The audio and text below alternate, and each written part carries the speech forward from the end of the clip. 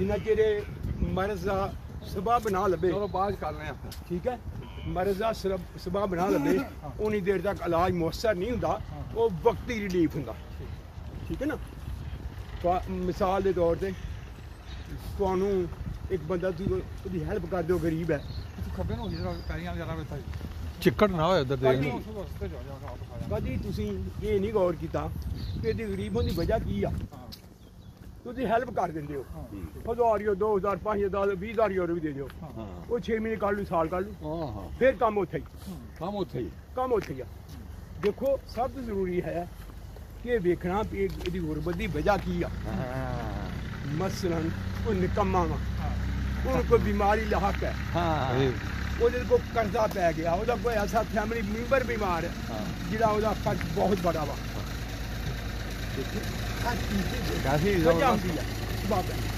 जिन्ना chair तुसीं ओहदे सबब नूं दूर नहीं करोगे तो कभी भी अपने पैरों से नहीं खड़ो सकता।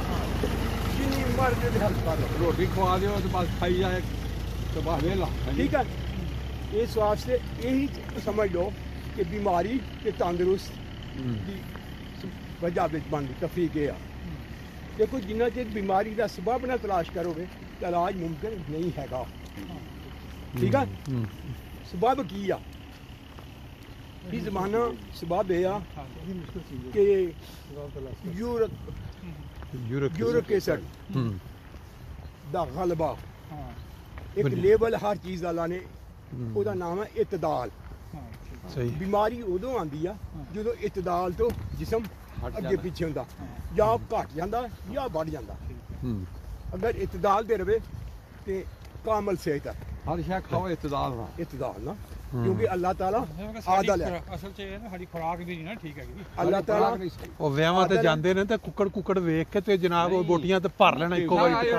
ਜਿਹੜੇ ਤੁਹਾਡੇ ਪਲਾਹ ਹੈ, ਪਲਾਹ ਕਹਿੰਦੇ ਨੇ ਖਤਰਨਾਕ ਹੈ, ਮਤਲਬ जो सब वो आगे फिर चलने वाली चीज़ है। चलो हाँ दूसरी गल अगे, क्योंकि यूरिक एसिड ਜਿਹੜੀਆਂ ਚੀਜ਼ਾਂ ਪਹਿਲੀ ਗੱਲ ਹੈ ਜਿਹੜੀ ਚੀਜ਼ਾਂ ਪਾਇਆ ਜਾਂਦਾ ਵਾ ਉਹਨਾਂ ਦਾ ਉਹਦਾ ਹਿਸਾਬ ਕਿਤਾਬ ਉਹ ਮਰੀਜ਼ ਕਰੇ। ਦੂਸਰੀ ਲਫ਼ਜ਼ ਹੁਣ यूरिक एसिड बढ़ ਗਿਆ ਵਾ, ਹੁਣ ਕੀ ਕਰਨਾ, ਉਹਨੂੰ ਖਾਰਿਜ ਕਰਨਾ ਵਾ, ਠੀਕ ਹੈ ਨਾ। ਅਗਰ ਤੁਸੀਂ ਜਿਸਮ ਤੁਹਾਡਾ ਖਾਰਿਜ ਕਰੇਗਾ ਤੇ ਉਹਦਾ ਲੈਵਲ ਘਟੇਗਾ। लेकिन हर जगह तो नहीं यूरिक एसिड आ गया।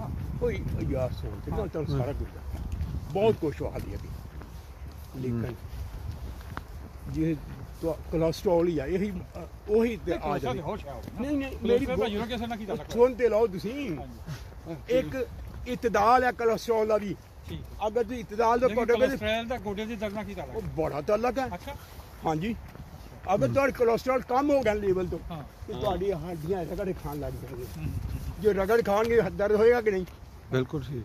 कोलेस्ट्रॉल जलना कोलेस्ट्रॉल ज्यादा है वो तो फिर ना आया। मैं गुजारिश यही की दिया, मैं तुम्हारी गुजारिश की इतदाल दा लफ्ज़ मैं तो बार बार इतदाल दा लफ्ज़ रखना, क्योंकि अल्लाह ताला आदल है और सेहत जेह्ड़ी आ वो भी इतदाल ते ही आ। हाँ नहीं वो तो ठीक है, ठीक है इतदाल ते ही है। साडे हुक्मा ने ਇਹ ਥਿਊਰੀਆਂ ਬਾਅਦ ਚਾਹੀਆਂ ਨਾ, ਜਿਹੜੀ ਕਦੀਮ ਥਿਊਰੀ ਆ ਉਹਨੂੰ 4 ਖਿਲਤਾਂ ਤਕਸੀਮ ਕੀਤਾ। ਪਹਿਲੀ ਖਿਲਤ ਹੈ ਖੂਨ, ਦੂਸਰੀ ਖਿਲਤ ਹੈ ਬਲਗਮ, ਤੀਸਰੀ ਖਿਲਤ ਹੈ ਸੁਫਰਾ ਜਿਹੜਾ ਪਿੱਤੇ ਚ ਹੁੰਦਾ ਬਾਈ, ਚੌਥੀ ਖਿਲਤ ਹੈ ਸੌਦਾ ਜਿਹੜਾ ਤੀਲੀ ਚ ਹੁੰਦਾ। 4 ਖਿਲਤਾਂ ਨੇ। ਇਹ ਕਿਸੇ ਵੀ ਖਿਲਤ ਦਾ ਅਫਰਾਦੋ ਤਫਰੀਦ ਵਾਧਾ ਘਾਟਾ बीमारी का पेश करना, ठीक है सही है।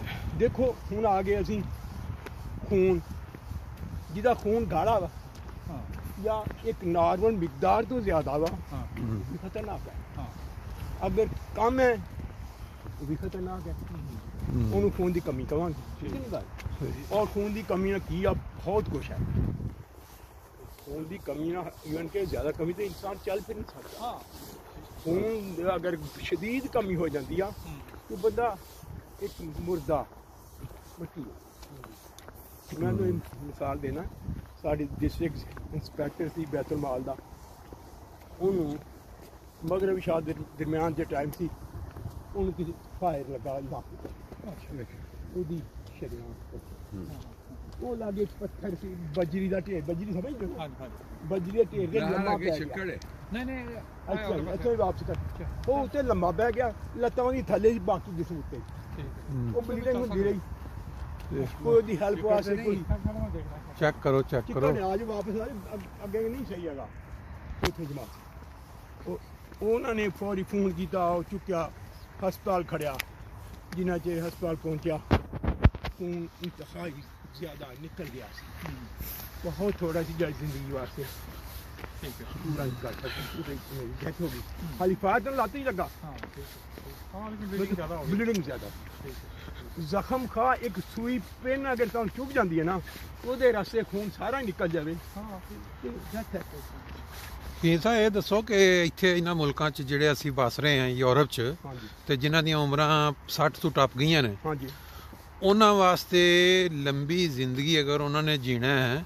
ਤੇ ਆਪਣੀ ਖੁਰਾਕ ਦੀ ਮੁਤਲਕ ਕੀ ਤੁਹਾਡੇ ਜ਼ਿਹਨ ਦੇ ਵਿੱਚ ਜਿਹੜੀ ਬੁਨਿਆਦੀ ਇਹ ਕੁਝ ਚੀਜ਼ਾਂ ਬਿਆਨ ਕਰੋ ਬਿਲਕੁਲ ਬਿਲਕੁਲ ਹਾਂਜੀ ਸਵਾਲ ਹੈ ਦੇਖੋ ਤੁਹਾਡਾ ਬਹੁਤ ਅੱਛਾ ਸਵਾਲ ਹੈ ਜੀ ਮੈਂ ਇਸ ਚੈਪਟਰ ਨੂੰ ਬਹੁਤ ਖੰਗਾਲਿਆ ਪੜ੍ਹਿਆ ਜੀ। ਆਪਣੀ ਤਾਲਬ ਇਲਮੀ ਦੌਰ 'ਚ। ਠੀਕ ਉਹਦੇ 'ਚ ਇੱਕ ਸਵਾਲ ਆਇਆ ਕਿ ਇਨਸਾਨ ਪਹਿਲੇ ਵਕਤਾਂ 'ਚ ਲੰਬੀ ਉਮਰ ਕਿਉਂ ਪਾਉਂਦਾ ਸੀ ਠੀਕ ਇਹਦੇ ਹੈ ਸਾਰੇ ਬਹੁਤ ਸਵਾਲ ਆ ਜਾਂਦੇ ਤੁਹਾਡੇ ਹੱਲ ਹਾਂਜੀ ਹਾਂਜੀ ਉੱਥੇ ਇਹ ਅਤੀਬਾ ਨੇ ਬੜੀਆਂ ਬਹਿਸਾਂ ਕਰਕੇ ਹੂੰ ਆਖਰ ਇਹ ਰਿਜ਼ਲਟ ਕੱਢਿਆ ਹੂੰ ਉਦੋਂ ਇਨਸਾਨ ਤ੍ਰਿਫਲਾ ਇਸਤੇਮਾਲ ਕਰਦਾ ਸੀ ਜ਼ਿਆਦਾ ਤ੍ਰਿਫਲਾ ਤ੍ਰਿਫਲਾ ਤਿੰਨ ਫਲ ਅੱਛਾ ਅੱਛਾ ਤ੍ਰਿਫਲਾ ਦਾ ਮਤਲਬ ਹੈ तीन फल ਹਰੜਾਂ ठीक ਬੇੜੇ ਤੇ ਆਮਲਾ ਔਲੇਜ ਨੂੰ ਕਹਿੰਦੇ ਪੰਜਾਬੀ ठीक है ਇਹ ਤਿੰਨ ਫਲ ਕਸਰਤ ਦੇ ਇਸਤੇਮਾਲ ਹੁੰਦੇ ਸੀ जी ਔਰ ਇਹ ਤਿੰਨੇ ਹੀ ਫਲ ਜਿਹੜੇ ਨੇ हाँ जी ਇਹ ਬਲਗਮ ਦੇ ਅਖਰਾਜ ਤੇ ਬਲਗਮ ਨੂੰ ਪੈਦਾ ਹੋਣ ਤੋਂ ਰੋਕਦੇ ਨੇ ठीक ਅੱਜ ਕੱਲ ਤੇ ਮਿਲਦੇ ਆਮਲਾ ਹਰ ਸ਼ੈ ਮਿਲਦੀ ਹੈ ਆਮਲਾ ਜਿਹੜਾ ਬਹੁਤ ਮੁਕੱਵੀ ਕਲਬ ਹੈ ठीक ਤੁਹਾਡੀ ਦਿਲ ਦੀ ਧੜਕਣ ਉਹਦੇ 'ਚ ਵਾਫਰ ਮਿਕਦਾਰ ਵਿਟਾਮਿਨ ਸੀ ਵੀ ਹੁੰਦਾ ਹੈ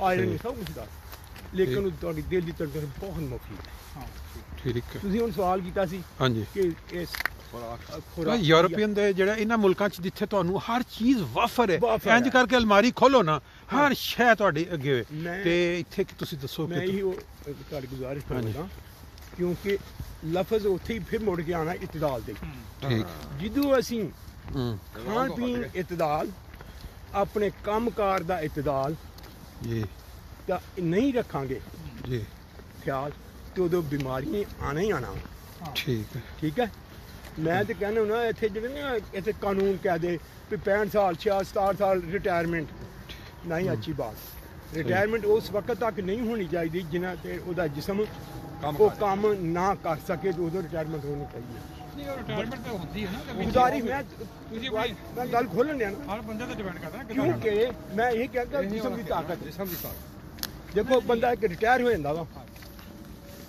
ਉਹਦੀ ਉਮਰ ਹੈ ਮੇਰੀ ਉਮਰ ਹੈ 70 ਦੇ ਕਰੀਬ ਹੈ ਤੇ ਮੈਂ ਆਪਣੇ ਆਪ ਨੂੰ ਬਹੁਤ ਫਿੱਟ ਸਮਝਦਾ ਹਾਂ ਮੈਂ ਦੇਖੋ ਜਿੰਨਾ ਜਿਹੜਾ ਰਿਟਾਇਰ ਹੋ ਜਾਂਦਾ ਬੰਦਾ ਨਾ ਉਸ ਤੇ ਨਹੀਂ ਉਹ ਉਹ ਕਹਿੰਦਾ ਡਾਊਨ ਹੋ ਜਾਂਦਾ ਨਹੀਂ ਉਹ ਆਪਣੀ ਮੂੰਹ ਬਣਨਾ ਨਾ ਖਤਮ ਕਰੇ ਮਸਲਾ ਹੈ ਉਹ ਨਫਸੀਆਤੀ ਜਨਾਬ ਇਹ ਤਾਂ ਤੁਸੀਂ ਕਹਿੰਦੇ ਹੋ ਨਾ ਜੇ ਤੁਹਾਡੀ ਇਹ ਤਸੱਵਰ ਆਇਆ ਨਾ ਕਿ ਮੈਂ ਰਿਟਾਇਰ ਮੈਂ ਬੁੱਢਾ ਹੋ ਗਿਆ ਵਾਂ ਮੈਂ ਬੁੱਢਾ ਹੋ ਗਿਆ ਵਾਂ ਮੈਂ ਰਿਟਾਇਰ ਇਸ ਤੋਂ ਆਇਆ ਵਾਂ ਮੇਰੀ ਉਮਰ 65 ਤੋਂ 67 ਤੋਂ ਜ਼ਿਆਦਾ ਹੋ ਗਈ ਨਫਸੀਆਤੀ ਅਸਰ ਪੈ ਜਾਣਾ ਵਾ ਔਰ ਉਹ ਮੈਂ ਦੇਖੋ ਅਲਹਮਦੁਲਿਲਾ ਜਿਹੜਾ ਸਾਡੇ ਜ਼ੋਨਲ ਦੇ ਇਜਤਮਾ ਹੁੰਦੇ ਨੇ ਨਾ ਮੇਰੀ ਉਮਰ 68 69 ਸਾਲ ਹੈ ਹਾਂਜੀ ਮੇਰੇ ਨਾਲ ਜਿਹੜੇ ਵਾਕ ਦੌੜ ਹਲਕੀ ਕਰਨ ਵਾਲੇ ਉਹ 55 56 ਸਾਲ ਦੇ ਵੀ ਹੁੰਦੇ ਨੇ ਠੀਕ ਇੱਕ ਅਲਹਮਦੁਲਿਲਾ ਮੇਰੀ ਪੋਜੀਸ਼ਨ ਪਹਿਲੀ ਦੂਸਰੀ ਹੁੰਦੀ ਹੈ ਅੱਛਾ ਪਹਿਲੀ ਦੂਸਰੀ ਪੋਜੀਸ਼ਨ ਹੁੰਦੀ ਹੈ ਵਾਕ ਦੀ ਚੱਲਣ ਦੀ ਹੂੰ ਕਿਉਂ ਮੈਂ ਇਹ ਤਸੱਵਰ ਨਹੀਂ ਆਪਣੇ ਆਪ ਨੂੰ ਕਰਦਾ ਵੀ ਮੈਂ ਬੁੱਢਾ ਹੋ ਗਿਆ ਹੂੰ ਵਾਪਸ ਘੁੰਮ ਜਾਓ ਫਿਰ ਇੱਕ ਰਾਉਂਡ ਲਗਾ ਲਓ ਸਰ ਇੱਕ ਰਾਉਂਡ ਲਾ ਲਈਏ ਬੰਦਾ ਛੋਟਾ ਹੋ ਗਿਆ ਦੇਖੋ ਕਮਜ਼ੋਰ ਇੱਥੋਂ ਜਾਂ ਚਲੋ ਜੀ ਚਲੋ ਵਾਪਸ ਉਹਦੇ ਇਹ ਚੀਜ਼ ਹੁੰਦੀ ਆ ਬਿਹਤਰ ਜੋ ਇਨਸਾਨ ਇਹ